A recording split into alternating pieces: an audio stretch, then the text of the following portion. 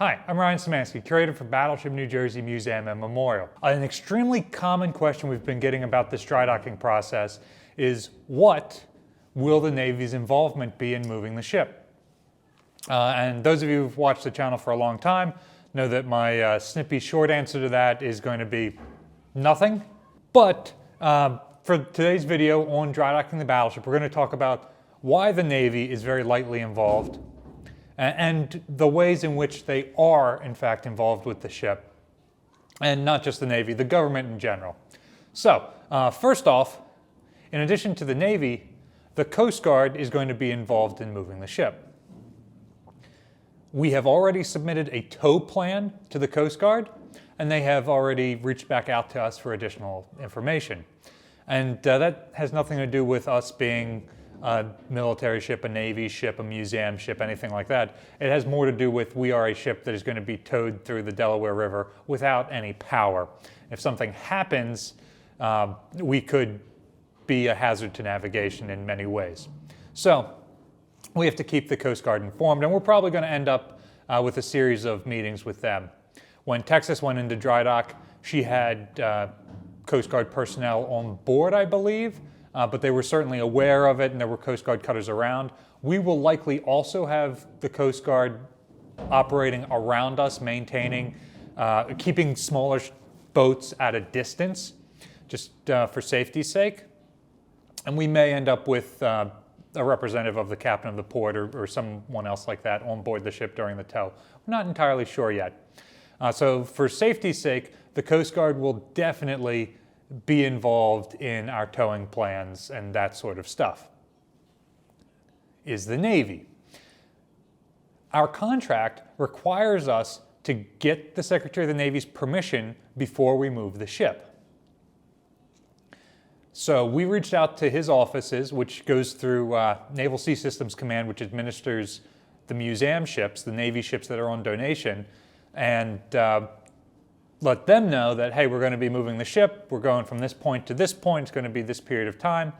And essentially, the response we got on that was, okay, it's just a regular yard period, it's not an emergency thing, we're not taking the ship to display it somewhere else or transferring organizations. There isn't really anything for them to approve there. They need to be aware of it, but they don't need any further information. We're taking the ship 6 miles downriver, we're gone for 2 months, and then we're bringing her back. So that's really all there is to that in the Navy involvement. That's for the ship herself. However, some of the individual components on the ship, when the battleship was decommissioned and it was unknown whether she was going to be scrapped, whether she was going to be turned to a museum, whether she was going to be reactivated again, Naval History and Heritage Command came through and accessioned a number of objects on the ship to take into their collection, so that if the ship is put back in service again, they can be put back on board. If the ship is scrapped, they can be displayed at a Navy museum. If the ship is turned into a museum, they can be loaned out to the museum. So we have, I don't know, somewhere north of 80 artifacts on board that belong to Navy History and Heritage Command. And they do this with many ships. When ships are decommissioned, they tend to go through and collect bells and other important things associated with the ship. So everything from our phalanx, close-in weapons systems mounted on the side of the ship belong to NHHC, all the way down to things like the big crucifix and tabernacle in the ship's chapel are on loan from Naval History and Heritage Command. So we have to let them know that, one, these objects are moving from where we told them they're going to be. They're still staying where they are on the ship for the most part, but the whole ship is moving, and that potentially exposes them to danger.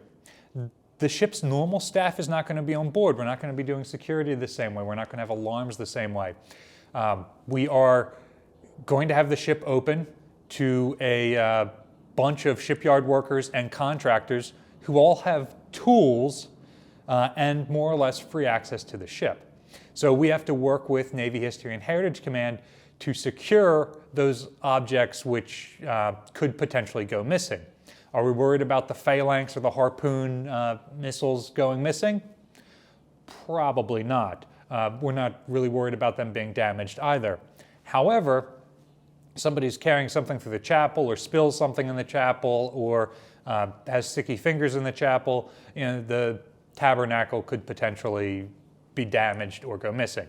So we have to talk to them about how they are comfortable with us securing those sorts of artifacts while the ship is in a different context, while it is not in its normal security posture. Is the Navy helping us with this? Are they going to send tugboats? Are they going to send a crew of people, line handlers? Are they paying the bill to do this? No, they're not involved in any way with that.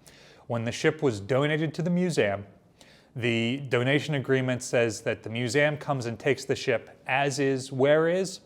We take full possession of it, and then it is not to cost the Navy another dime.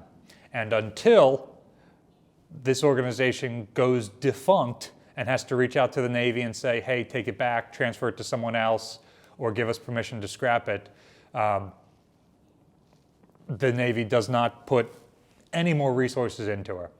For a number of years, the Navy did conduct inspections of the ship. That stopped, I want to say in 2018, it might have been 2019. And that was all funding related. The Navy doesn't have the money to maintain all the ships in the active fleet as well as they would like, so they certainly can't spend the resources to go and maintain the 40 some odd ships that they have donated to museums like the Homeport Alliance for Battleship New Jersey. So per our contract with the Navy, we will not, we cannot ask them for money. We certainly can't expect any money from them to help maintain the ship. She is not being maintained in any sort of readiness posture so that they can take her back. Our contract does allow them to take her back, but they are not paying to maintain us to take her back. Since we're not receiving support from the Navy, we sure could use your support. There's a link in the description below for ways you can donate to support the Drydocking project. We really appreciate anything you can do. Be sure to leave a comment down below if you've already supported, and like, share, and subscribe so that more people find about the channel and the major project that we're about to do. Battleship New Jersey receives operating support from the New Jersey Department of State, also from a number of businesses and private individuals like yourselves. We really appreciate that. Thanks for watching.